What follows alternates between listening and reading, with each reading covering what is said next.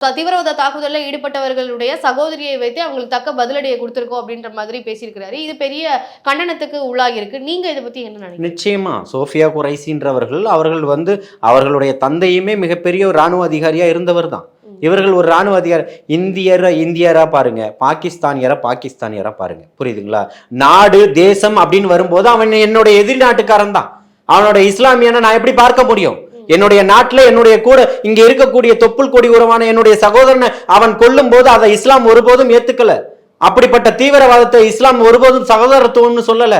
அந்த தீவிரவாதத்தை வேற இருக்கணும் தான் சொல்லியிருக்கு. அதுக்கு எல்லாம் துணை நிற்கும் போது ஒரு கர்னல் அதை தலைமை தாங்கி நடத்தும் போது நீங்கள் மத அடையாளத்தை வைத்து பேசும்போது எத்தனையோ மதவாதிகள் இன்னைக்கு ஆர்ப்பாட்டம் பண்ணி மாட்டுக்கறியின் பெயரால் வெட்டி கொல்லப்பட்டுக்கிட்டு இருக்கிறார்களே, இவர்கள் எல்லாம் மோடியின் சகோதரன் சொல்லலாமா? அமித்ஷாவனுடைய சகோதரன் சொல்லலாமா? இப்ப அந்த மத்திய பிரதேசத்துல பேசினாரு அவருடைய சகோதரன் சொல்லலாமா? மோகன் பகவத்தினுடைய சகோதரன் சொல்லலாமா? யாருனுடைய சகோதரன் சொல்லுவீங்க? உங்களுக்கு வெக்கமா இல்லையா சொல்றதுக்குன்னு கேட்கிறேன்.